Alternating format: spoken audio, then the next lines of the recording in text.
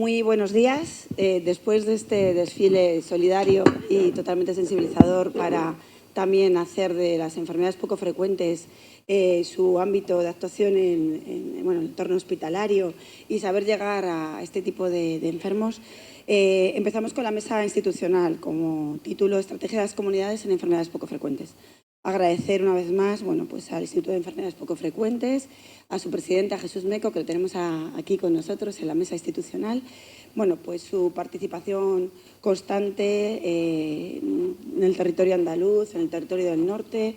Abrimos ámbito geográfico, incluso próxima jornada en Valencia, en Alicante, perdón. Y pues como es una mesa de compañeros y de amigos sobre las presentaciones, estoy encantada de compartir con vosotros esta mesa y, pues sobre todo como objetivo nos vamos a plantear ver qué diferentes actuaciones se están organizando desde las comunidades autónomas que representamos, pues desarrollando estrategias específicas para abordar las enfermedades poco frecuentes, EPF, y sobre todo ver cómo podemos optimizar los recursos, mejorar la coordinación entre hospitales y comunidades autónomas, avanzar en investigación y sobre todo el papel clave de los gerentes que representamos aquí hoy, pues para implementar estas estrategias como figura clave en el abordaje y la colaboración en el resto de las comunidades. Ni tiene que decir la sensibilización que tenemos de patologías que por volumen son importantes. Hablamos en torno a 8.000 enfermedades raras, con una afectación en torno a un 6-8% de la población. Es decir, que en números absolutos estaríamos hablando en torno a 3 millones de personas, con una media promedio de 4 años en diagnóstico, laberinto prediagnóstico, y sobre todo hablamos de cronicidad, alta dependencia, hablamos de enfermedad pediátrica, es decir, que eso significa que también afecta a todas las familias, un entorno familiar fraccionado y se nos pide, se nos exige, tenemos que estar avanzando en abordajes integrales a partir de la estrategia ya formulada por el Ministerio. Y creo pues que tenemos hoy a unos ponentes expertos, ya no solo por sus currículums y por su amplia trayectoria, sino también para trabajar en un enfoque coordinado y sobre todo colaborador, es decir, de todos los agentes aquí representados, asociación de pacientes, familias y profesionales médicos también. Voy a lanzar una serie de preguntas, formato coloquio. Nos sentimos todos cómodos porque somos sobre todo amigos y también compañeros y poco a poco vamos a ir avanzando. En primer lugar, me gustaría plantear cómo está adaptado nuestras estructuras hospitalarias desde un punto de vista organizativo para mejorar la atención de manera multidisciplinar en este tipo de patologías y enfermedades poco frecuentes. Empezamos por el anfitrión. Muchas gracias por tenernos en vuestra casa. José Antonio Ortega no ha podido estar por motivos de agenda, lógicamente, y pues nos representa hoy aquí el subdirector médico. Estamos encantados de estar contigo. Muy bien, muchas gracias, Carmen. En primer lugar, disculpar a nuestro gerente, aunque yo espero que se incorpore a lo largo de esta mesa. Y pues como subdirector médico del Hospital Materno Infantil, felicitar a INDEP por la organización. Llegar a una quinta jornada ya es todo un éxito y dicen que no hay quinto malo y visto cómo está transcurriendo seguro que va a finalizar como merecéis. Agradecer a todos los profesionales que asistís y por supuesto a los miembros de las asociaciones de pacientes que son auténticos líderes y motivadores para todos los profesionales en la mejora diaria de nuestro trabajo. Ayer comentaba la jefa de servicio de pediatría, la doctora Esmeralda Núñez, que nuestro gerente además quería poner en marcha la creación precisamente, Carmen, de una unidad multidisciplinar de enfermedades poco frecuentes. Llevamos trabajando, inclusive estamos a punto de cerrar un acuerdo para que una empresa asesora realmente trace ese camino y yo creo que es un elemento importante. Todo lo que sea optimizar recursos, mejorarlos, es fundamental. Y más, me toca a mí también de lleno en un hospital pediátrico que tiene una sensibilidad especial y los críos que tienen enfermedades de este tipo, todos sabéis el sufrimiento que supone. Si logramos a través de esa unidad optimizar todos esos recursos, mejorar la equidad, sin lugar a dudas, ya solo el debate de su creación va a ser un elemento importante. La medicina ha evolucionado mucho. Esto no es como antes, que el traumatólogo era traumatólogo, el pediatra era pediatra. Ya hemos llegado a un nivel de especialización en cada uno, que claro, cuando Carmen hablaba de 8.000 enfermedades, intentar crear una unidad que englobe todo es enormemente dificultoso, porque realmente vamos en un camino contrario. Pero yo creo que es importante. El Hospital La Paz ha hecho un intento de crear una unidad multidisciplinar y al final, fruto de esa reflexión, ha acotado determinadas patologías. Yo creo que en esa línea vamos a trabajar. Yo espero que sea un instrumento motivador y además, antes se hablaba de los pacientes expertos, nosotros queremos que en esa comisión de creación de esa unidad multidisciplinar, por supuesto, también estáis vosotros. Muchísimas gracias, Juan José. Por orden de intervención, Manolo Molina, gerente del Hospital Universitario Virgen del Rocío. Hablamos de atención multidisciplinar, unidades multidisciplinares, la visión del Virgen del Rocío. Muchas gracias. Gracias, Indef, gracias, Jesús, por invitarme, por poder estar aquí un año más y disfrutar, ¿no? Porque realmente suelen ser unas jornadas que no son muy numerosas, pero son muy intensas y además muy participativas, que yo creo que es lo que se pretende también. Gracias también al Hospital Universitario Regional de Málaga por acogernos, ¿no? Aquí en su sede. Desde el punto de vista de la gerencia, muchas veces dice, bueno, ya es que se ha llegado ahí, ¿no? Porque realmente el calvario de estas asociaciones, estos pacientes, realmente llegar a estar asignados a una determinada unidad de referencia. Una vez ahí, la verdad es que tenemos que intentar dar la mayor coordinación, el mejor servicio y de la forma más humana, o sea, intentar coordinarnos de la mejor forma para que el paciente no tenga que estar, el paciente y su familia generalmente no tenga que ser la que sufra los distintos avatares, desplazamientos. Yo siempre por eso digo que tenemos que estar muy coordinados, no solamente dentro de las distintas unidades del propio hospital, sino también con los distintos hospitales o centros que remiten, que nos tienen, realmente son referencias de todos estos pacientes. Por tanto, eso también es muy importante. Nosotros sí tenemos una unidad, pero es una unidad técnica que lo que hace es coordinar, seguir y evaluar permanentemente nuestras 25 unidades de referencia nacional que tenemos. Tenemos el contacto directo con el Ministerio también. Ahora hemos presentado tres nuevas unidades para generar tres nuevos CESUR en el Hospital Virgen del Rocío. Y lo que más, creo que hemos avanzado y más esperanza tengo yo de que dé unos resultados muy positivos es que ya estamos presentes, el hospital, estas 25 están presentes en 10 redes europeas de enfermedades poco frecuentes. Por ahí tenemos que ir, no solamente es crear una unidad de referencia, una unidad de conocimiento y de práctica, de experiencia, sino que esa práctica, esa experiencia la podamos compartir con el resto de unidades referentes de España y del resto de Europa.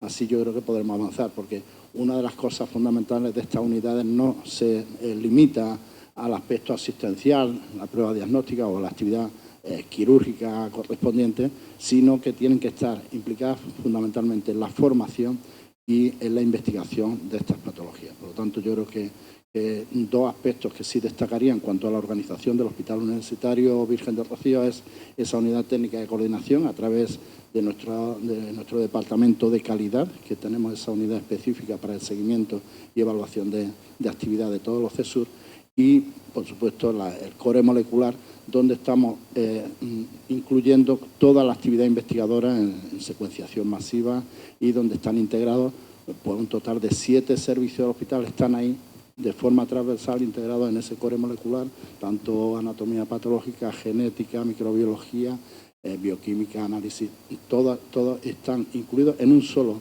core molecular que permite integrar y unificar toda esta actividad investigadora. Muy interesante. Desde el punto de vista de la visión del gerente del Hospital Clínico San Carlos, César Gómez Derch, ¿cómo estamos integrando estas estructuras organizativas dentro, bueno, pues de un macrohospital, ¿no? De referencia ya no solo a nivel de la comunidad, sino también desde el punto de vista nacional? Muchas gracias, Mamen, y buenos días a todos. Felicidades, Indef, por seguir en la lucha, porque hace un año estábamos aquí y yo no sé si hemos conseguido avanzar mucho. Ya sabes que soy yo un poco disruptivo y un poco complicado mis comentarios, pero ostras, es verdad, ha pasado un año y seguimos. y no tendría ganas más que seguir, porque es la única forma de que esto de alguna forma se coordine y de verdad empiece a funcionar. Con lo cual, felicidades y ánimo. Como no, al hospital por acogernos y por estar en estas magníficas instalaciones. Bueno, nosotros en el hospital, como Manolo y como el resto, hacemos lo que podemos. Vamos a ver. Tenemos unidades de referencia en enfermedades raras de oftalmología, vasculares, neurológicas, sarcomas, tumores ginecológicos, pero vamos a lo mismo, obedece de que los clínicos en un momento determinado se enfrentan a esos pacientes y ellos, por su propia cuenta y rasgo, empiezan a montar sus unidades. Unidades que presentan dos problemas, dos circunstancias fundamentales. Una, la formación de los clínicos, que evidentemente requiere una formación diferente al resto de profesionales. Eso significa que hay que separar profesionales de la actividad normal del servicio para dedicarlo a este tipo de actividades. Eso significa recursos. Y luego después, en muchísimos de los casos, en numerosos casos, sobre todo un componente farmacológico que llega aparejado un gasto muy importante. Con lo cual, o estamos muy convencidos de las gerencias de ir por ese camino, o es fácil que no sea una prioridad para los gerentes.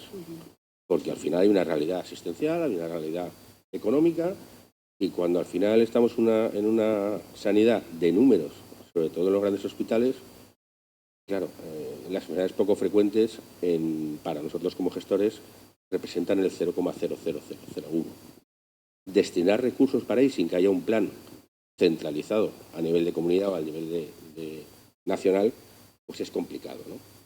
Yo tengo que dar las gracias, y está aquí, y además es amigo Fernando Prado, que él cuando fue viceconsejero hizo el último plan de enfermedades poco frecuentes de la Comunidad de Madrid. Y ahora estamos intentando sacar el siguiente, pero llevamos una demora de unos años, ¿no? Con lo cual, Fernando, seguramente tú debes estar aquí, no yo, ¿no? Porque tú iniciaste esto hace 4 años. De ahí nació el SIERMA, que por lo menos sabemos qué enfermedades estamos tratando, la prevalencia de esas enfermedades y dónde debemos poner el foco.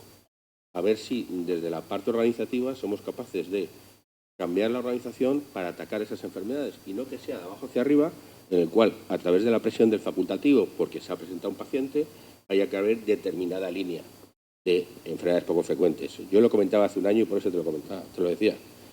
A mí me hubiera encantado en este año haber hablado con Manolo, oye, ¿qué hacemos con mis unidades y con las tuyas a nivel nacional? O con el compañero aquí de Málaga. Y eso no existe. Eso no existe. Ni a nivel nacional ni a nivel comunidad autónoma. Y eso termina recayendo en los gerentes, que yo entiendo a muchos compañeros que a lo mejor no tienen la sensibilidad por este tipo de enfermedades, que sea un problema por los recursos humanos y por los recursos económicos. Muchísimas gracias, César. La voz de los pacientes es el motor del cambio y la transformación en las enfermedades poco frecuentes y, bueno, para nosotros como directivos es un honor que Jesús Ignacio Meco esté en esta mesa institucional, bueno, pues para trasladarnos la manera como los pacientes ven nuestras actuaciones en materia de gestión sanitaria y, sobre todo, en los resultados, ¿no? en la percepción del paciente y en su propia experiencia. Jesús, cuéntanos. Gracias, Carmen. Lo primero, agradecer el poder estar en esta mesa y poder, como organizador, celebrar estas jornadas un año más. Para mí es importante, y me vas a permitir, Carmen, que os dé un dato. Ahora mismo en la sala tenemos a los responsables de la asociación AESMI, lo he dicho bien, AESMI, de enfermedades mitocondriales, de síndrome de Turner, de pseudosartoma elástico, que además todos han venido, es el segundo año que vienen aquí a Málaga y han compartido estas jornadas. Carmen, de objetivo diagnóstico. Luego tenemos asociaciones profesionales como SEDISA y ANDE representadas a su máximo nivel. Quiero deciros con esto que para nosotros lo importante es llegar, pero lo que nos importa mucho es abrir ese debate que normalmente no se hace y no se traslada. Ayer me decían, hay que trasladarle a los gestores las necesidades que tienen los clínicos y que tienen los hospitales. Y yo decía, pues claro que hay que hacerlo. Y tenemos que aprovechar esto. Y eso es lo bueno que podemos hacer los pacientes cuando estamos en los sitios e intentamos colaborar, decir lo que realmente necesitamos. Yo me quedo mucho con lo que dice César. A mí me encanta que César sea disruptivo, porque es que hay que serlo. Si no lo somos, nos damos aquí 4 palmaditas, hacemos las cosas muy bien y nos vamos todos muy amiguitos a casa, pero lo de amiguitos, Carmen, es tuyo. Y realmente no conseguimos el objetivo que tienen estas jornadas. Mira, y esto es a bote pronto, lo que acaba de decir, a mí me parece algo sensacional. Se han hecho reuniones de los CESURES en el Ministerio de Sanidad, donde de una manera muy coordinada alguien nos ha hablado de los CESURES, os han dicho, pues a lo mejor es el momento de organizar una mesa de gerentes de hospitales a ver cómo pueden combinar sus CESURES. Pero no una mesa de debate como ahora, sino una mesa de trabajo a ver cómo podemos combinar esas unidades de referencia regional para que puedan de alguna manera tener unas vías de trabajo diferentes y que esas vías de trabajo sean intracomunitarias, o sea, podamos colaborar. Y eso es algo que los pacientes tenemos que estar presentes, porque somos los que podemos recoger ese guante. Y como decías, si no nos queda otra herramienta, nuestra herramienta principal es la persistencia.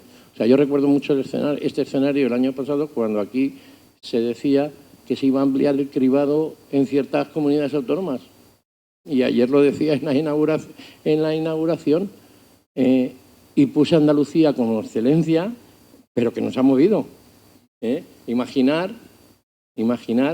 lo que pasa en las comunidades donde siquiera no tienen un programa de cribado digno. Pues te aseguro que me quedaré con lo que acabas de decir. ¿Por qué no una reunión de grandes hospitales para ver cómo trabajan esos CESURES? Pero una reunión de trabajo, que yo creo que a lo mejor es lo que se necesita. Y entonces poner de relevancia pues esas necesidades. Y yo, como paciente, y creo que mis compañeros de las asociaciones, lo que pueden transmitir y lo que deben transmitir es eso, esas necesidades. Y para eso tenemos que tener abiertos los comités. Y tenemos que estar en los comités de los hospitales. Nosotros estamos en el comité del Gregorio Marañón, en el comité de farmacia del Gregorio Marañón. Estamos en el comité del clínico. Quiero deciros con esto que es importante que podamos reivindicar todas estas cosas. Hablabas de hace 4 años con Fernando. ¿Hace cuánto? 12 años que presentamos el plan de enfermedades poco frecuentes con Manolo Molina como viceconsejero de la Comunidad de Madrid.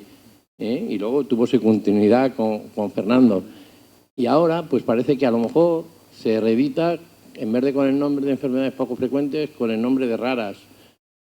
Pues yo qué sé, si a mí me da igual cómo las llamen, pero si lo que tienen que hacer es llamarlas, porque si en 4 años el principal exponente de un gran hospital no ha oído hablar siquiera del movimiento de enfermedades raras en la Comunidad de Madrid, es que algo no estamos haciendo bien. Sea la Comunidad de Madrid, sea la Comunidad Valenciana, sea la comunidad que sea. Entonces, eso es el papel disruptivo que tenemos que hacer las asociaciones de pacientes. Y no solo quejarnos, tenemos que ser proactivos y tenemos que coger y decir las necesidades que tenemos y ponerlas donde tenemos que ponerlas, sea en las consejerías, sea en el ministerio, sea donde mejor podemos hacerlo. Si estamos en una región, pues lo hacemos en la consejería, con los delegados, con quien sea, con los gerentes, y le hacemos que les duele la cabeza, porque es que es nuestra obligación. ¿Sabéis lo que hacen los jefes de servicio, y algunos hay aquí de los hospitales? Pedirles mucho a los gerentes. Pues nosotros tenemos que hacer lo mismo como representantes de los pacientes.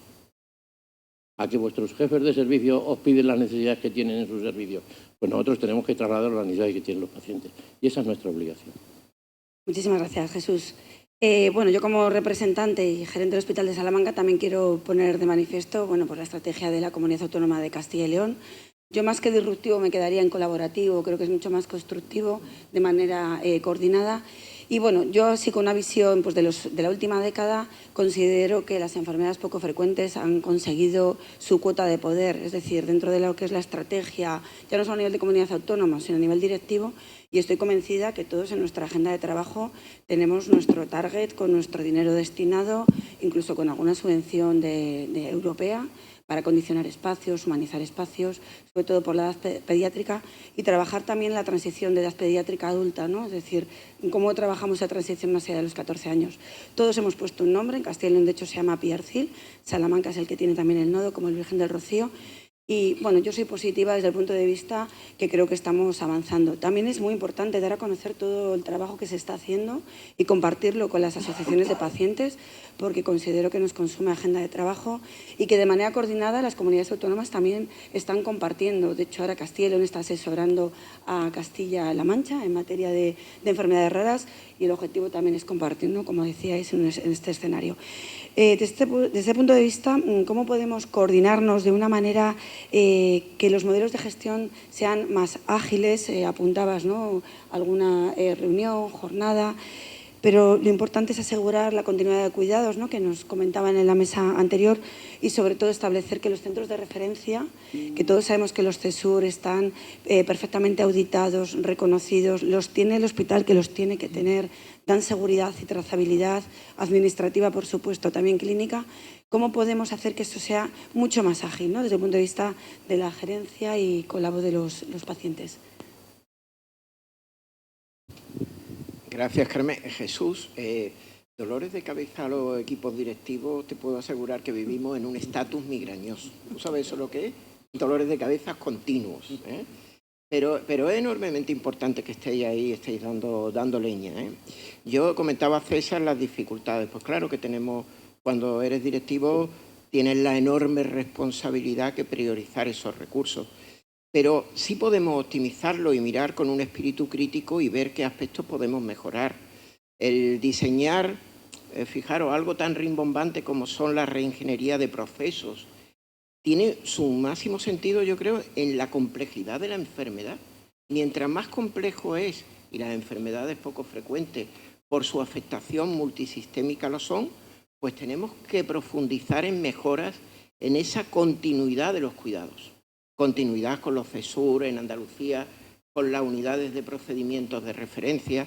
Fijaros, ahora mismo estamos en Andalucía y la anterior consejera ya se había posicionado para que esa nueva edición del Plan Andaluz de enfermedades poco frecuentes sea una realidad.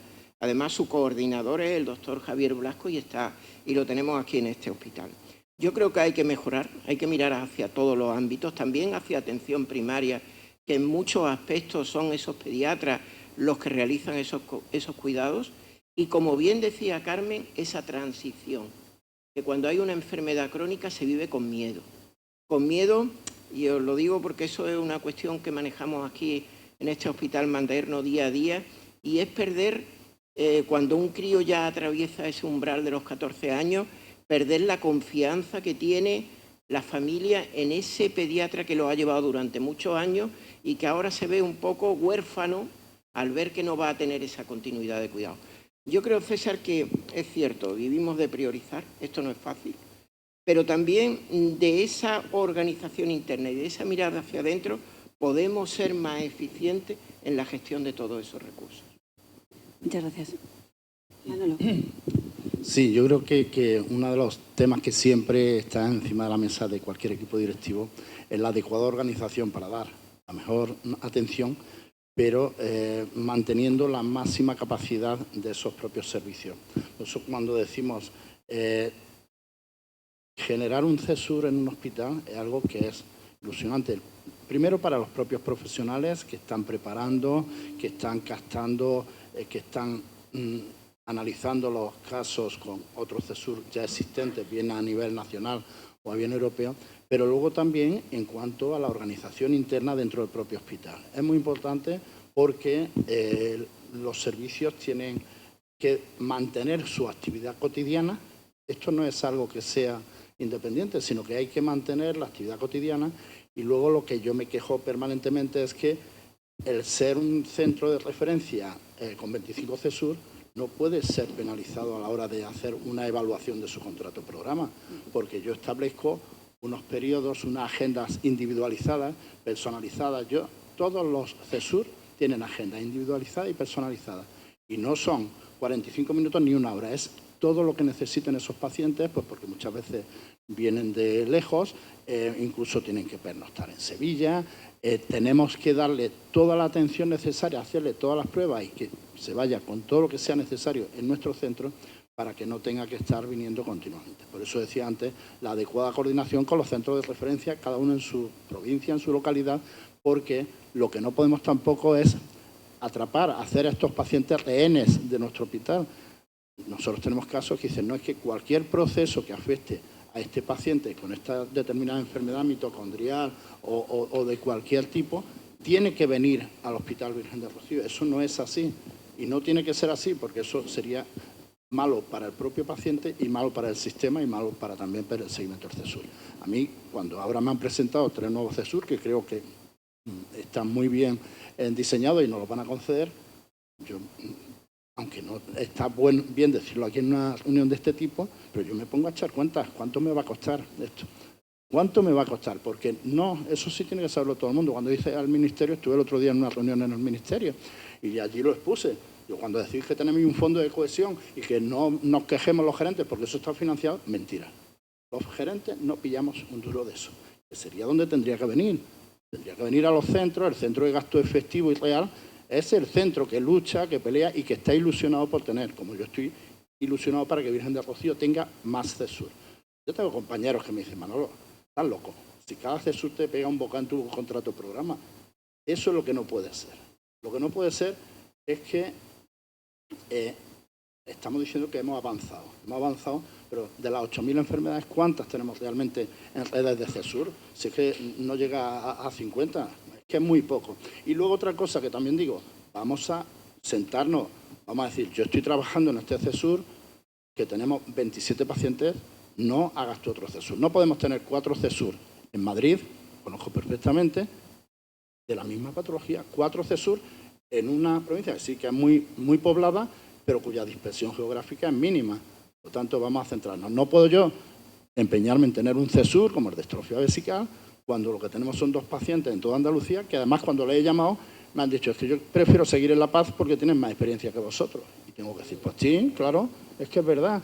O sea, esa coordinación y esos fondos que este año 2023 fueron 20 o 32 millones de euros, me parece que fue el fondo de cohesión para estas unidades, vamos a utilizarlo de la mejor forma posible. Y eso es evitando duplicidades, coordinándolo bien y, por supuesto, organizándolo. Eso sí nos corresponde en la gerencia, organizándolo de forma que tenga el mejor tiempo, el máximo tiempo y que podamos dedicarle el mayor tiempo posible a lo que tenemos que dedicarle, pero no al resto de pruebas, patologías que pueden ser seguidas y tratadas en su propio centro de referencia.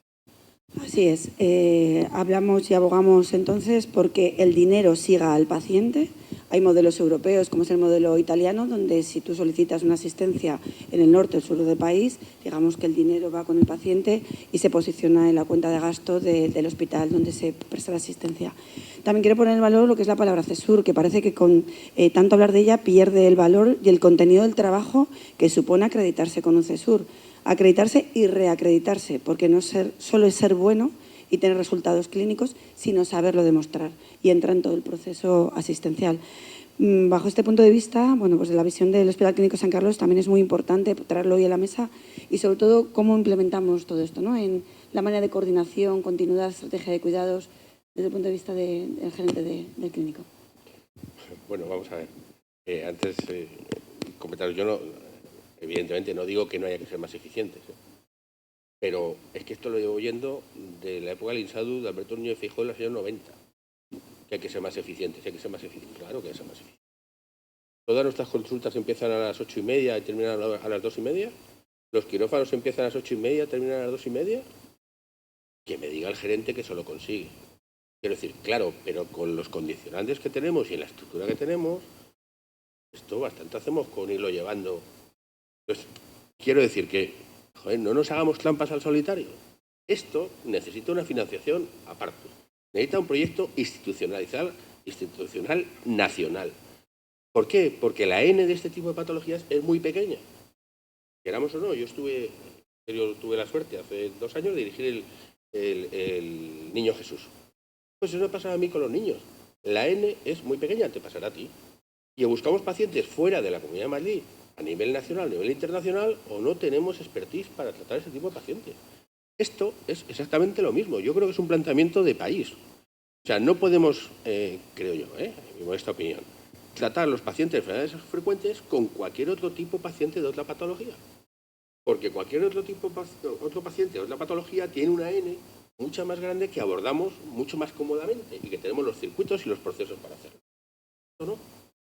Esto yo creo que en algún momento tendrá que llegar, o a través vuestro, las reuniones de pacientes, o que corresponda, a nivel institucional, como país, ¿qué vamos a hacer con las enfermedades poco frecuentes? Y habrá que destinar un fondo para ese tipo de actividades. Y habrá que empezar a formar profesionales y habrá que establecer un plan, porque si no, vamos a seguir con la dicotomía y con los perdigonazos de cada centro en función del expertise y de que un determinado clínico en un hospital quiere formarse. Claro que las enfermedades del enlace hacen mucho, claro que poco a poco vamos adaptando las organizaciones, pero como bien decías, yo creo que tú, Mamen, el tema está lo suficientemente madura, creo yo, para un abordaje a otro nivel, un abordaje nacional de qué hacemos con esto. Yo me acuerdo cuando negociaba con Fernando los presupuestos del Niño Jesús, le decía, no, tío, que no. Es que los niños van por otro camino. O sea, esto es un tema de qué vamos a... O sea, tú no me mires mi estancia media, ni me mires mis costes de cama, ni me mires... Porque esto va por otro lado. Es qué hace... Pues te pasará a ti. No lo puedes comparar con un hospital de adultos. Es un tema de sociedad. ¿Qué hacemos con nuestros niños? ¿Hasta dónde los tratamos? ¿Hasta dónde estamos dispuestos a que ese coste paciente-niño sea un 50, un 60% más caro que un paciente adulto? Pongámoslo. Pero no dejemos de hacernos trampas al solitario. Yo creo que ese es un escenario que habría que poner por parte de las enfermedades raras, quien corresponda, encima de la mesa y decir, oye, ¿qué hacemos con esto una vez? Porque ya está lo suficientemente maduro y rodado para que esto sea así. Creo yo, y seguramente esté equivocado. Y los cesures me pasa como Manolo. Es que cada vez que me cae un cesur es un dolor de cabeza. Vamos a ver. Ya eres cesur. ¿Y qué cambia de ayer a hoy? Y ya estás viendo a los pacientes que ya estás viendo. Ya tienes la demanda de fuera. Si hoy entre los medios, Internet y los medios sociales y demás, ya saben dónde se atiende determinada patología y qué profesional atiende y ya se buscan la vida para venir. Entonces, ¿qué cambia? ¿Que me pongo la chapa de CESUR? ¿El Consejo Interterritorial al final de fondos de cohesión va a venir dinero por este CESUR? No. Entonces, cada vez que hay un CESUR, tenemos un dolor de cabeza. Yo de verdad que cada vez que viene, oye, vamos a... Yo, pues no, déjalo del CESUR, déjalo, si llaman los pacientes, si ya saben que son muy buenos.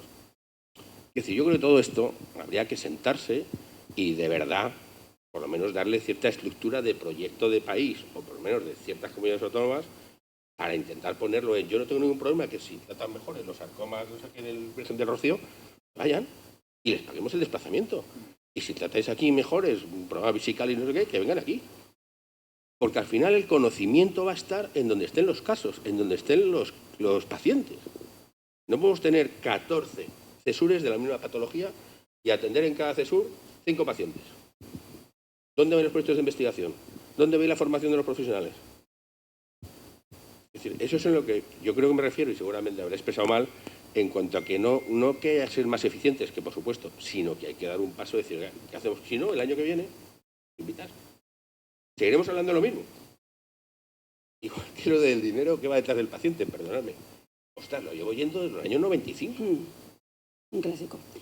Bueno, yo creo que has introducido temas claves y bueno, tremendamente atractivos para la mesa, ¿no? Desde el punto de vista de registro de pacientes, grupos de apoyo, marco legal, contribución de fondos públicos y o privados, ¿por qué no? Y sobre todo concienciación y educación, fomento de la investigación, también nos comentaba César. Bueno, desde el punto de vista del Instituto de Enfermedades Poco Frecuentes, en tu persona, en tu familia, esto, ¿cómo lo podemos trasladar, Jesús? Yo ahí, además, viene a colación con muchas de las mesas que hemos tenido en estos días. Ayer se hablaba de los cesures y se decían, yo creo que los cesures son herramientas magníficas, están muy bien diseñados y bien creados. Ahora hay que desarrollarlos. Esto es como decían de las leyes, cuando hay que crear una ley para esto. No, hay que desarrollar las que tenemos, que a lo mejor con ellas ya nos vale. Si desarrollamos un marco jurídico que ya tenemos y lo adaptamos a las necesidades que tiene en la sociedad, seguramente resolveríamos muchos problemas. Pues con esto pasa lo mismo, simplemente hay que cumplir la ley. Los cesures tienen marcado una estrategia muy clara, tanto en financiación como en seguimiento como en acceso, que es a lo que quiero ir. Ayer precisamente decías, es que no puedo ir a un CESUR. ¿Cómo no vas a poder ir a un CESUR? Es tu derecho. Es tu derecho. Otra cosa es que de alguna manera no puedas ejercerlo. Pero lo que no estás pudiendo hacer es ejercer ese derecho. Perdona un momento, te interrumpo.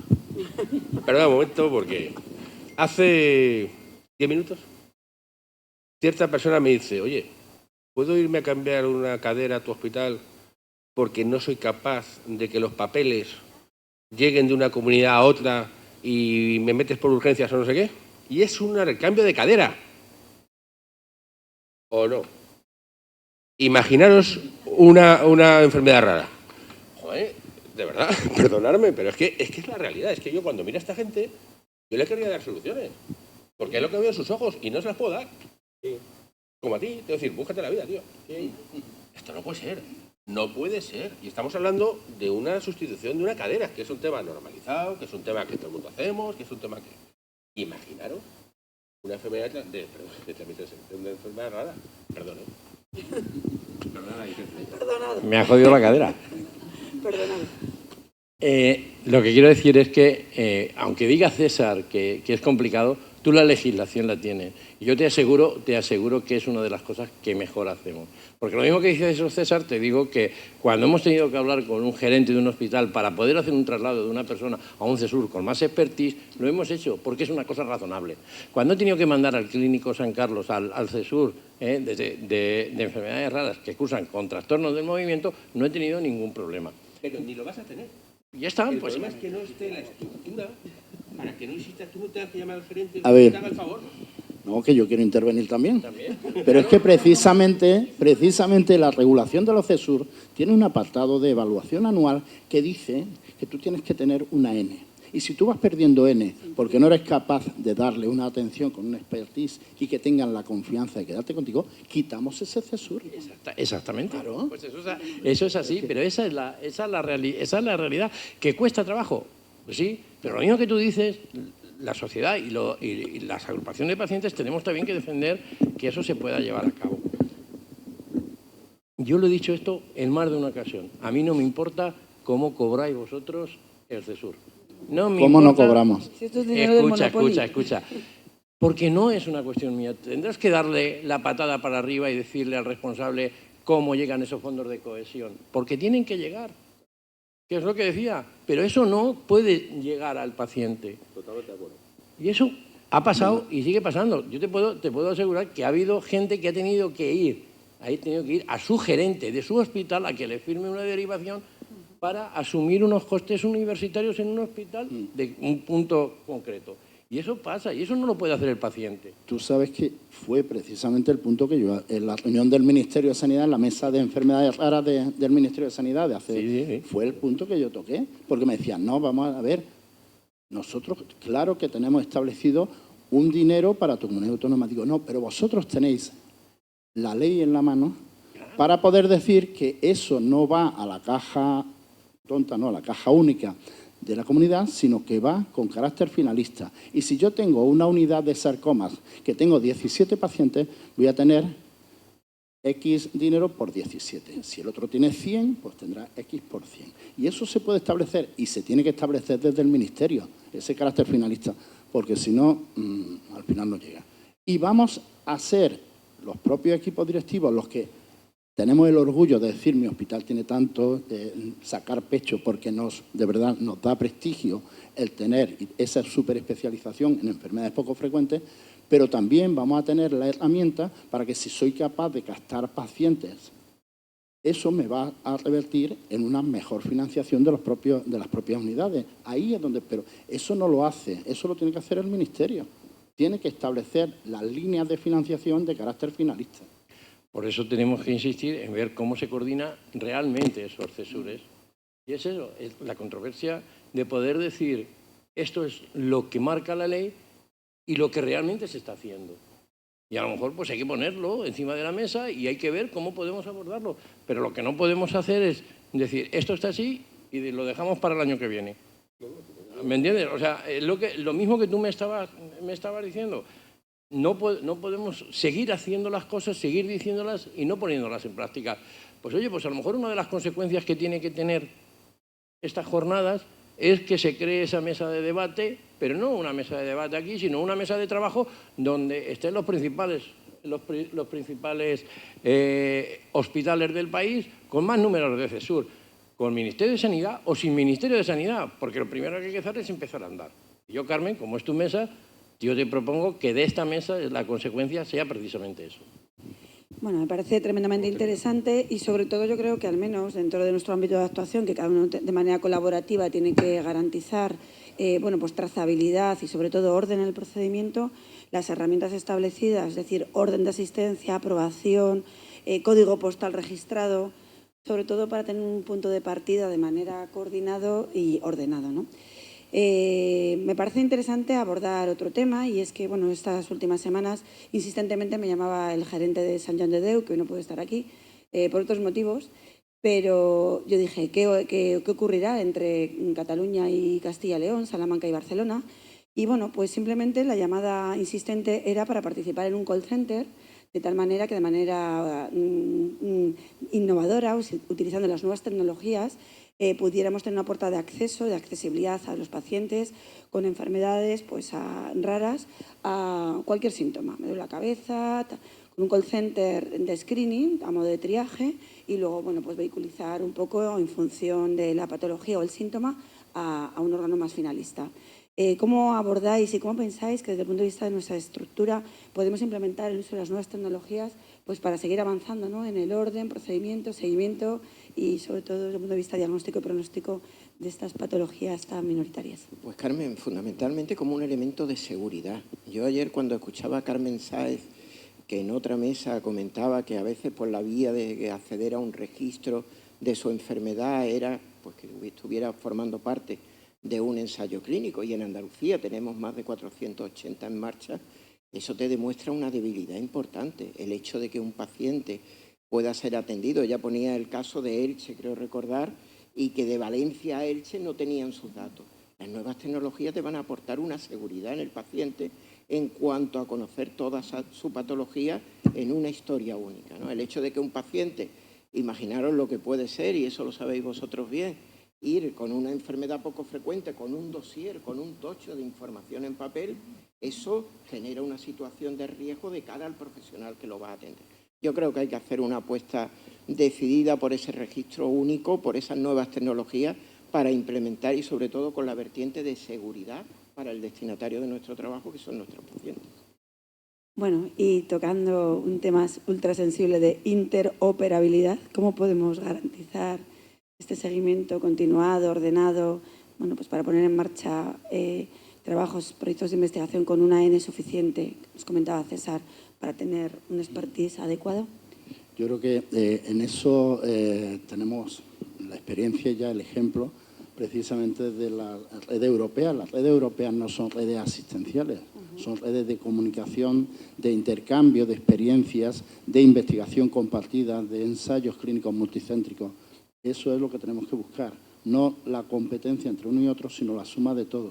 Y eso lo podemos hacer con todas las nuevas tecnologías, la interoperabilidad, por supuesto, la historia clínica única. En Andalucía tenemos la suerte de tener historia clínica única, pero no en todo. Yo puedo ver ahora mismo la historia de un paciente de Baza y saber realmente qué le han hecho el último día.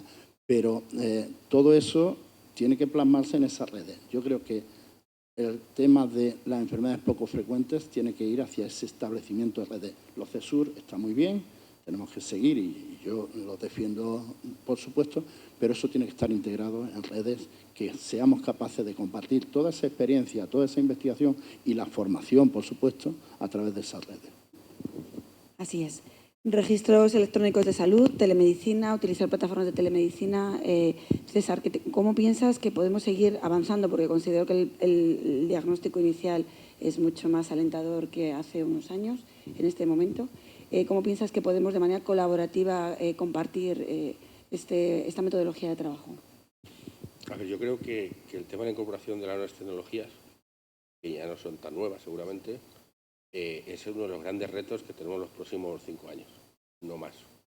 El tema de la IA, de la inteligencia emocional, yo no sé muy bien dónde va a terminar. Es decir, que si tú preguntas si vas a charlas y hablas con la gente de Google, hablas con la gente, es que la capacidad de eso en nuestras organizaciones va a ser ilimitada y el impacto va a ser ilimitado.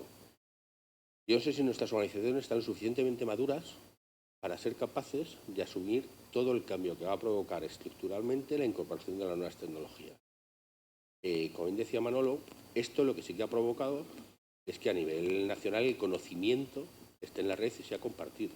Hace 15 o 20 años era muy complicado, ¿no?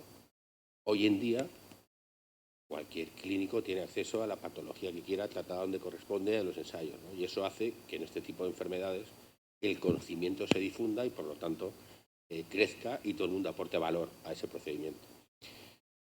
El tema también de las nuevas tecnologías es que es muy complicado, porque todos nuestros sistemas tenemos un sinfín de cortafuegos, de sistemas de seguridad y cómo vamos a dar acceso libre, porque todos conocemos hospitales que no podemos decir, que han sufrido ataques cibernéticos con el tema de las historias clínicas y ha costado muchísimo dinero a diferentes sistemas de salud, que eso no se lía.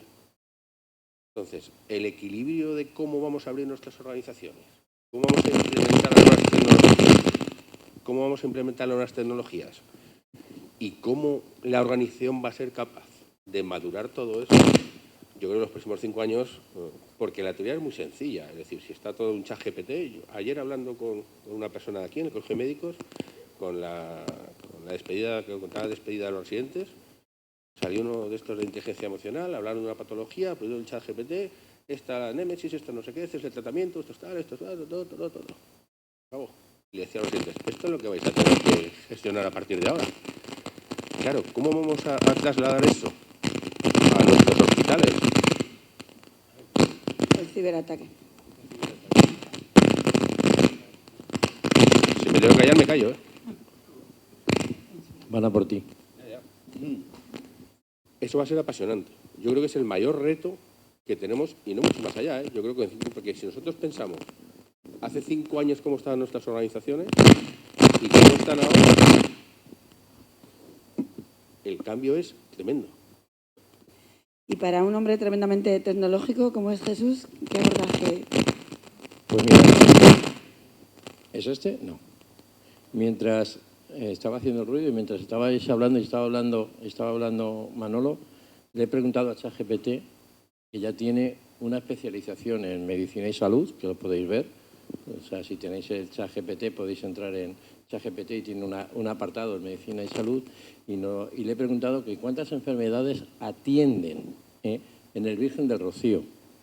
Y me dice que atiende 3.500 pacientes al año en su unidad de enfermedades raras. Se especializa en patologías de baja prevalencia y este hospital es uno de los principales centros de referencia en España con 25 unidades de referencia CESUR dedicadas a enfermedades raras, que cubren desde trastornos neuromusculares hasta patologías congénitas metabólicas. Además, está integrado en 10 redes europeas especializadas en enfermedades raras, lo que permite ofrecer atención de calidad y participación en las investigaciones. Esto mientras estaba hablando Manolo Molina. O sea, en directo. Ya nos ha dicho lo que hay. Igual, le he hecho la misma pregunta para el Hospital Universitario Regional de Málaga, en el que nos encontramos, y me ha dado los mismos datos partidos por la mitad, porque son prácticamente así. Quiero deciros con esto que la tecnología está aquí y que la tenemos aquí. Y antes hablabas de el dinero sigue al paciente, claro, y las historias clínicas también. Y son del paciente. Lo que no podemos ser es quebrarnos tanto la cabeza con unos informes médicos y que luego, cuando pidas cualquier cosa, se manden por WhatsApp a los 5 segundos. Y eso lo hace todo el mundo. Por eso la responsabilidad tiene que ser de la ciudadanía. Tiene que ser de quien es el verdadero dueño de los datos, que es el paciente. Entonces, yo creo que ahí tenemos que avanzar. Pero lo que no podemos hacer es ponerle barreras al campo. ¿Y por qué digo esto? Porque tú hablabas de los hackeos. Si nos van a seguir hackeando, pues entonces vamos a hacer las cosas para que realmente el impacto de un hackeo no pueda quebrar el sistema. Y a lo mejor para eso hay que hacer partícipe pues, a la persona que recibe esos cuidados. O sea, que tú puedas coger y puedas tener la información completa de lo que estás haciendo día a día, puedas entrar en tu carpeta de salud, puedas ver cómo tienes tu medicación, cómo tienes todo, es fantástico. Pero yo eso, que vengo de Castilla-La Mancha, no lo puedo hacer aquí en Andalucía. De hecho, eso mismo me puede costar bastante si voy a una farmacia de aquí de Andalucía con la interoperabilidad que hay para que me receten para me den una caja de Norotil, porque como el lector no le funciona bien, no me lo dan, aunque lo tenga dentro de mi historia clínica. Y eso pasa, y pasa en muchas comunidades autónomas, y tenemos fallos, pero yo creo que la tecnología está para abrazarla y seguir con ella y controlarla. Porque la tecnología sin control, esto que os acabo de decir, imaginar lo que es poner el diagnóstico. Le puedes meter cualquier cosa y te puede leer cualquier, digamos, informe de un profesional y darte un perfil de lo que te está pasando. Y eso es real. Pero es que encima no falla. ¿Te puedes fiar o no te puedes fiar, César? Pero no falla. Y además es así. Y ahora mismo le das para ser objetivo y para tener un diagnóstico.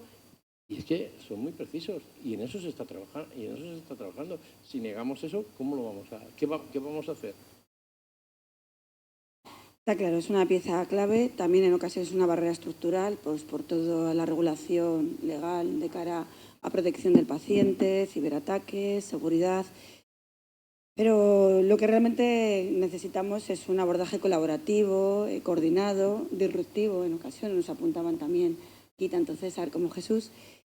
Y sobre todo escuchar la voz de los pacientes como motor del cambio. Desde el punto de vista de la gerencia de los hospitales, ¿cómo abordamos y cómo incorporamos la voz de los pacientes en la estructura asistencial diaria y sobre todo con fines y objetivos exitosos, ¿no?, a corto o medio plazo? Gracias. Con grupos, Carmen, de participación. Evidentemente, el enfoque biopsicosocial de las enfermedades poco frecuentes es una realidad. Y la toma de decisiones compartido, algo que la Agencia de Calidad Sanitaria de Andalucía siempre ha establecido como uno de los indicadores de calidad que había que procurar en todas las patologías que abordábamos, en este caso pues, goza de su mayor sentido. Estamos hablando además de enfermedades multisistemas, o sea que realmente no la podemos encuadrar en un servicio en concreto. Entonces el hecho de que, y en el hospital materno lo estamos haciendo a través de grupos de participación en celiaquía, en enfermedades metabólicas, en autismo, en epilepsia, contando con su voz en esas jornadas de participación ciudadana que cada año celebramos precisamente en este salón de actos, salen los miembros de cada asociación a decir qué hay de lo mío, porque cada uno lo vive.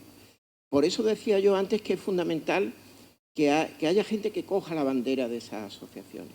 El encontrarnos a pacientes aislados que vengan a los órganos de dirección a pedirnos una ayuda, si eso se canaliza a través de asociaciones de pacientes y es fundamental esas personas que la lideran, va a ayudar mucho a lograr. Tenéis que seguir dándonos la lata. Yo lo digo eso siempre con mayúsculas porque soy un magnífico motor y nosotros tenemos que ser sensibles a esas demandas vuestras, que evidentemente pues sabemos que nuestro poder de actuación muchas veces pues resulta muy limitado. E inclusive vuestra participación a la hora de decisiones terapéuticas. Muchas veces cuando se alcanza un techo con determinado tipo de tratamiento, el escuchar a los padres y consensuar con ellos, pues mire, este fármaco, aunque tenga un coste muy elevado, pues realmente es que no llega a lograr unos resultados clínicos. Ahí también tenéis que estar y también tenemos que escuchar vuestra voz. Muchas gracias. Desde el punto de vista de la colaboración interdisciplinar y sobre todo desde el abordaje, yo creo que, y conozco que el Virgen del Rocío tiene experiencias, bueno, pues para poner de manifiesto una mesa como la de hoy. O sea que Manolo. Sí, bueno, yo creo que toda enfermedad poco frecuente suele tener un determinado servicio asignado, que es el que tiene que coordinar esa multidisciplinariedad, ¿no? No solamente dentro de las paredes del propio hospital, sino también fuera, incluyendo, por supuesto, las asociaciones de pacientes. Nosotros tenemos, por ejemplo, la unidad de sarcomas, que, aparte de esta traumatología, oncología, bueno, es una cadena que participa medio hospital, pero también tenemos integrado, aquí también tenemos nuestras reuniones, nuestra interacción permanente con las asociaciones de pacientes. Yo creo que eso es muy importante.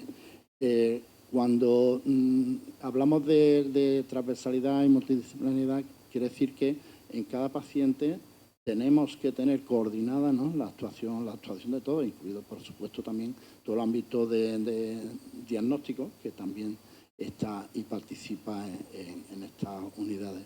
Por lo tanto, cuando hablamos de red europea, hablamos de interconexión a nivel nacional, todo eso no tiene sentido si no tienes previamente establecida tu propia coordinación interna y tus propias relaciones y vinculaciones entre todos los servicios implicados en cada acceso. Muy bien, muchas gracias. La personalización en el Clínico de Madrid, por lo que he podido leer también y bueno, también de manera más estrecha conocer, creo que es un ejemplo pues, para compartir y para poner de manifiesto hoy con las asociaciones de pacientes aquí presentes. Y César, yo creo que tenéis experiencias de éxito que es interesante poner en valor. Y bueno, para nosotros el trabajar con las asociaciones de pacientes es fundamental. Fundamental porque si queremos llegar a un número determinado de pacientes y trasladar determinada información, la más fácil es esa. Es decir, determinada patología, yo como organización tengo al paciente, a través de la asociación tengo todos los asociados que están en esa asociación. Entonces nosotros nos damos cierto trato, no a INDEF, sino a todas, intentamos trabajar. No lo vivimos como si fueran una amenaza, sino como si fueran un factor colaborativo dentro del proceso existencial, ¿no? Porque muchas veces es tan sencillo como explicar por qué las cosas son así y no son de otra manera, ¿no? Que si no conoces toda la información, pues seguramente te chirría y nos pasa a todos. Oye, ¿y esto por qué es así? Sí. Entonces, a través de ellos sí que somos capaces de llegar a mucho más pacientes y trasladar esas experiencias. Yo creo que tenemos que vivir cada vez más e integrar más a los pacientes. En el hospital anterior, fíjate, incluso, te pasará a lo mejor a ti, incluso para las obras estructurales. Es decir, los pacientes de pediatría, el paciente es el niño, pero es la familia. Y la familia es la que está. Un hospital de día pediátrico, si no pones un pequeño hueco con un microondas para que la familia se caliente algo, porque la madre o el paño que corresponda está 8 o 9 horas con el niño. Y son cosas que tampoco nos cuesta tanto a la organización. Se trata de que en el proceso del diseño de esa unidad participen los usuarios, ¿no? Yo creo que eso lo vive muy bien y eso a nosotros nos ha ido muy bien. Yo como soy un copión y me encanta el corta-pega, no es verdad, toda la experiencia bonita y positiva que encuentres, intenta copiarla y ponerla en donde vayas, ¿no? Entonces, para mí fue algo muy bonito cuando se crea la planta de adolescentes en el Niño Jesús, cuando está la casa Ronald McDonald junto al Niño Jesús. Bueno, pues sabéis que Virgen de Rocío ha copiado y ha replicado esto mismo. Tenemos nuestra planta que la estamos ya terminando, que es la planta cero, gracias a la colaboración de Andex, una asociación de pacientes que está colaborando activamente y a través de todas las cofradías de Sevilla que se han volcado con nosotros, sea genial. Y además también, por supuesto, tenemos la casa Ronald McDonald, pues justo al lado del hospital, que también es voluntariado, también es asociación de pacientes y también es velar no solo por el paciente, sino por la familia de los pacientes. Sí, la verdad que es impresionante y bueno, es de compartir, ya no es de copiarnos, de ser generosos y compartir. Las asociaciones de pacientes que nos piden asesoramiento, grupos de apoyo, incorporación en políticas de salud, diagnóstico precoz, por supuesto, proyectos de investigación, ¿qué pedís? Yo creo que las asociaciones lo que necesitan es diálogo. Necesitan poder hablar con vosotros y poder de alguna manera trasladaros lo que tienen en su día a día, porque además es como la sociedad civil, es cambiante, entonces los problemas van en aumento. Y es como poder tener ese diálogo y esa coordinación allana mucho el camino a la hora de poder sacar proyectos adelante y proponer proyectos. Yo, como veis, he intentado toda esto decir lo que creo que las asociaciones de pacientes necesitan y lo que yo echo de menos o creo que podría echar de menos en algunos ámbitos. Pero también hay una parte positiva y no quiero dejar pasar lo que ha dicho tanto César como Manuel en el tema de la colaboración de las entidades sociales, sean cuales sean, con los hospitales públicos.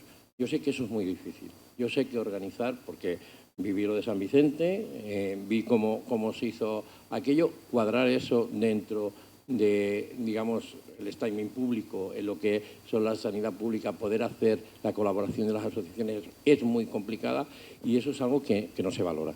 Eso yo sí creo que la sociedad no conoce lo que cuesta hacer una casa Ronald McDonald o lo que cuesta intentar hacer una remodelación de un ala de tu hospital cuando el que te da las placas para ponerlas en la pared. Eso a nivel administrativo es como muy complicado, pero realmente es que te las dan. Entonces, de alguna manera hay que sacarlo adelante. Y yo creo que eso es una de las cosas que también tenemos que poder transmitir y que podemos también decir las partes buenas y las partes malas. Porque creo que sin lo bueno no hay malo, o sea, no hay una cosa sin la otra. Entonces, poder tener ese diálogo, poder llegar a vosotros a poder decir esas mesas de trabajo, que es lo que decíamos antes, decíamos, los gerentes que tienen de grandes hospitales que tienen CESUR, como bien habéis dicho tú, con el San Juan de Deu y demás, poder hacer y poder copiar esos modelos, porque ayer precisamente el modelo de San Juan de Dios se hablaba aquí en las mesas de pediatría cuando teníamos el modelo público-privado y veíamos cómo la dificultad del acceso sanitario a la sanidad privada dificultaba la combinación con la pública. Pues oye, a lo mejor hay un modelo cual hay que copiar, que es el del San Juan de Deu de Barcelona, que lo está haciendo magníficamente y sabe cómo trabajar con las dos sanidades de una manera espectacular. Pues esas son las cosas que desde las organizaciones de pacientes tenemos que promover, pero tenemos que tener altavoz para poder decirlo. Y eso cuesta trabajo, porque al final se queda en que hagamos aquí una jornada, vengamos a quejarnos y a hablar de nuestro libro, porque es que nos duele en primera persona. Yo lo entiendo cuando haces cualquier evento y en vez de hablar de una manera macro, de una manera genérica, pues vamos a lo micro, vamos a lo que a uno le duele. Y es que es la realidad. Es que mi problema es que tengo que recoger la medicación de mi hija y no sé cómo llegar al internista para que me pueda hacer la receta. Así es. Y esas son cosas que no sé cómo hacerlas. Y yo creo que los pacientes muchas veces nos perdemos dentro del círculo del hospital, y nos falta esa coordinación. Y a lo mejor, pues, echar algo que llevamos mucho tiempo oyendo y que se ha puesto en práctica y que funciona muy bien, como es el apoyo de la enfermería en ese sentido, pues puede ser algo clave, que era la mesa anterior.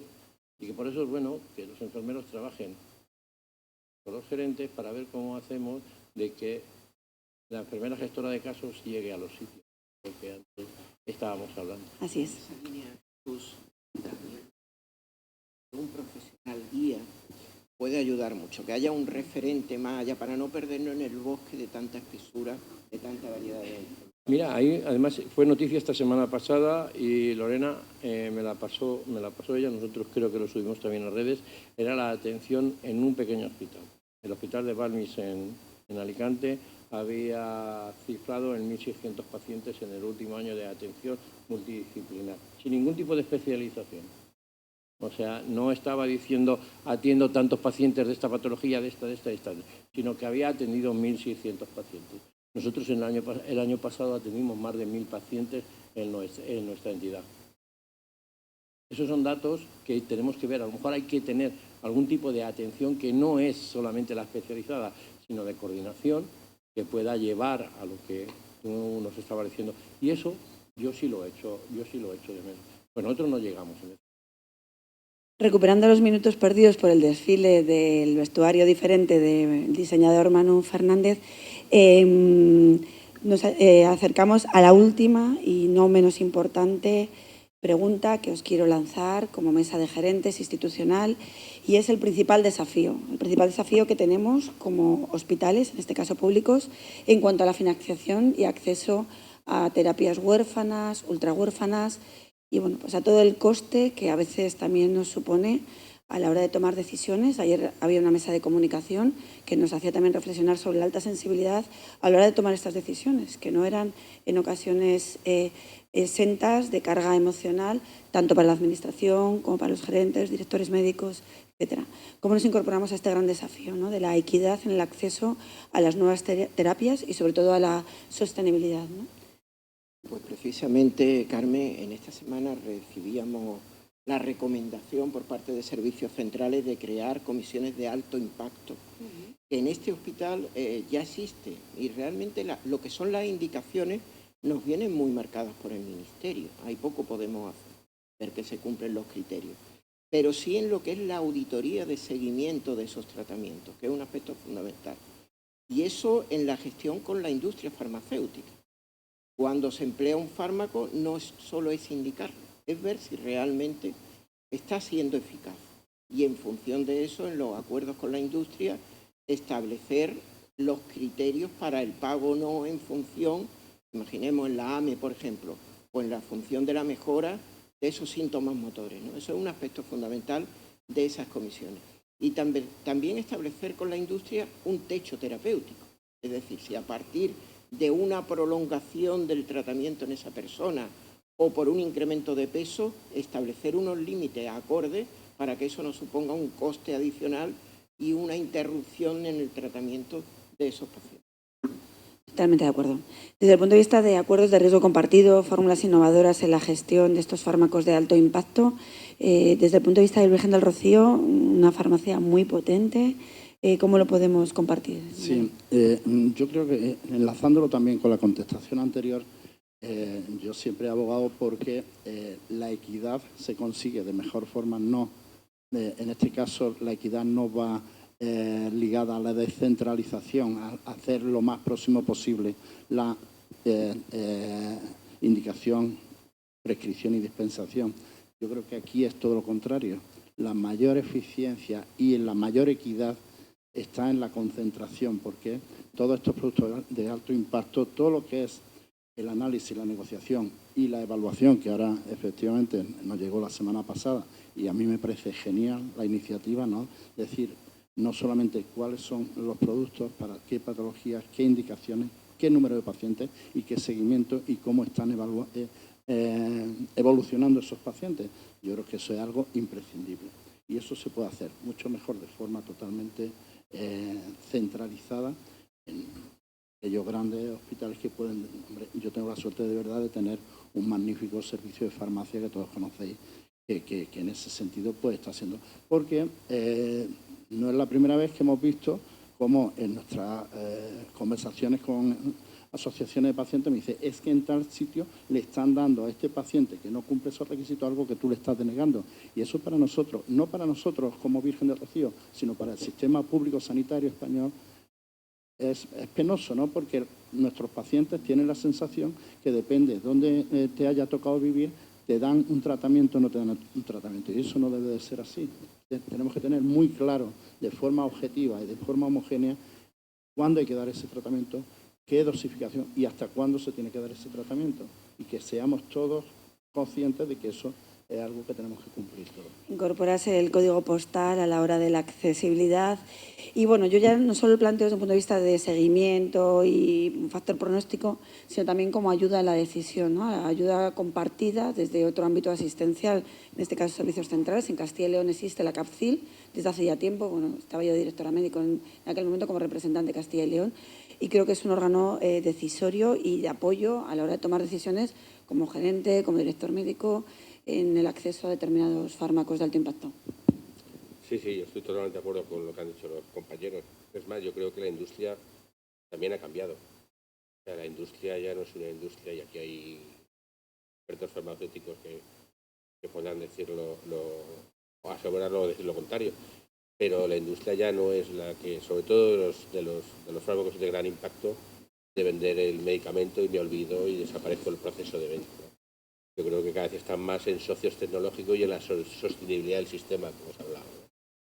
Y por ahí abogo, como decís nosotros, de a nivel centralizado establecer ciertas estrategias con determinados fármacos para que por lo menos en el mismo sistema sanitario se dé el mismo tipo de acceso a la farmacología. No puede ser que ya haya negociado con unos TICAR que si el TICAR va para adelante y funciona, se lo pago al 100%, si no le pago el 40%. Y no es de éxito la implantación del... Claro, esto no puede ser que lo haga el clínico. Debería ser seguramente un tema de política general en este tipo de... Y yo sí que he notado que la industria sí que ha girado en ese sentido y es consciente. Y sobre todo con lo que nos queda por venir. Por ejemplo, los TECAR van a ir a casi todas las ramas. Hemos empezado la parte oncológica y la parte de cardio, pero van a terminar en toda la parte lógica. Entonces yo sí que creo que es un momento importante. Lo que pasa es que muchas veces, esto lo he dicho, igual les hacemos trampas, ¿no? Igual les decimos que van a cobrar en un tiempo determinado, igual les decimos, y luego después pues la administración igual no es tan diligente. Entonces yo creo que, como hemos hablado en la mesa, habría que poner las cartas encima de la mesa, porque esto viene sí o sí, y se van a incorporar los medicamentos sí o sí, porque los pacientes los necesitan y el sistema garantista que tenemos los va a incorporar, pues pongámoslo encima de la mesa, hagamos un plan a 5 años de ver a ver cómo incrementamos todo ese tipo, toda esa batería, todo ese portfolio de productos que van a venir. Estoy seguro que las grandes compañías, que al fin y al cabo son 10 o 12, que tampoco hay que hablar con... sentaría en la mesa a establecer un proyecto de viabilidad de financiación de esta. Las asociaciones de pacientes, ¿cómo entienden la sostenibilidad desde el punto de vista del sistema sanitario como herramienta para invertir? Es decir, si inviertes, ¿qué dejas de hacer para poder reubicar la financiación que comentaba César? ¿Cómo lo vivís vosotros en el día a día? Yo creo que ahí tenemos la disyuntiva de ser el paciente y de la necesidad. Entonces, de alguna manera también tenemos una perspectiva que se nubla. O sea, muchas veces no podemos ver el horizonte porque el bosque no lo tapa. Y eso es así, cuando estás viendo el sufrimiento, tu percepción es diferente. Y muchas veces pues no puedes ser razonable. Yo creo que debe haber una educación sanitaria. Y eso es algo que tendríamos que establecer y que tendríamos que intentar saber y cómo llevarlo a cabo en las organizaciones.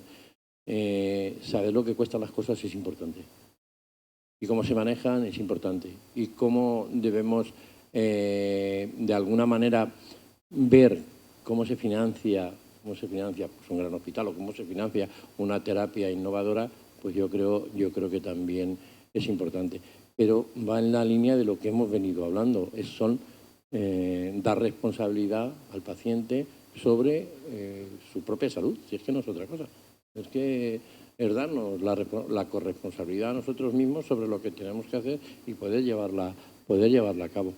Pero yo ahí lo veo complicado. O sea, es muy difícil cuando un padre te viene y te dice, oye, que no, la farmacia de tal hospital no me aprueba el tratamiento.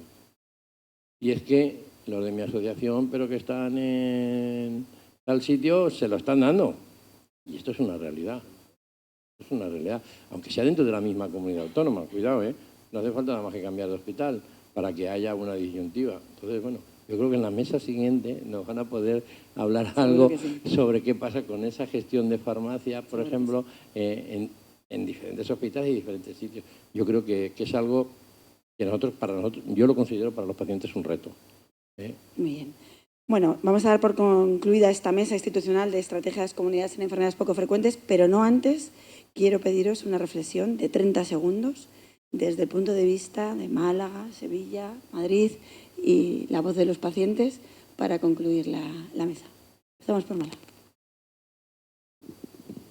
Ya que ha llegado además nuestro gerente y yo sé que él tiene un especial ahínco en que esa unidad funcione, al menos sirva como mesa de debate, pues ojalá, César, si el año que viene nos volvemos a reunir, algunos problemas, al menos en Málaga, con la modestia, que evidentemente, y tú lo has dicho bien, esto tienen que ser decisiones a nivel nacional, pero que nuestra mente no pare de moverse porque no haya un movimiento nacional o no se alcance, como sería nuestro deseo. Muy bien. ¿Compromiso, Virgen del Rocío? Bueno, seguir trabajando en esa coordinación, el establecimiento y fortalecimiento de las redes, no solamente a nivel nacional, sino también las redes europeas, y ganar experiencia tanto en el diagnóstico precoz como en el seguimiento de estos pacientes. Madrid.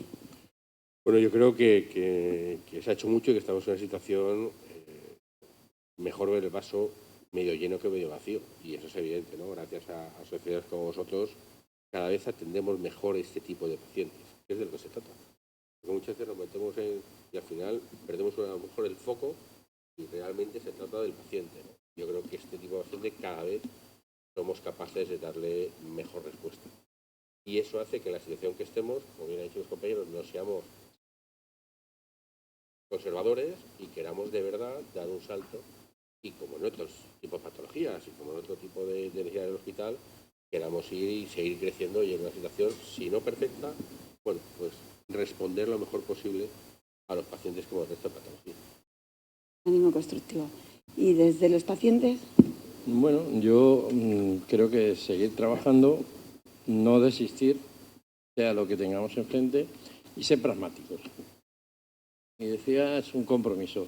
Yo me comprometo que antes del año que viene os voy a ofrecer crear el foro de trabajo para hablar de los CESURES. Lo que has dicho. Yo os voy a convocar a una mesa de trabajo, pero una mesa de trabajo real desde INDEF. Buscaremos un sitio a nivel nacional donde poder hacerlo, donde de alguna manera pongamos de relevancia cómo tenemos que atender a los pacientes con enfermedades raras, viendo la visión de los, empezando por los grandes hospitales y viendo cómo lo podemos llevar. Ese es el compromiso que yo cojo aquí y el trabajo para este año. Qué bueno. Juan José, Manuel, César, Jesús, muchísimas gracias.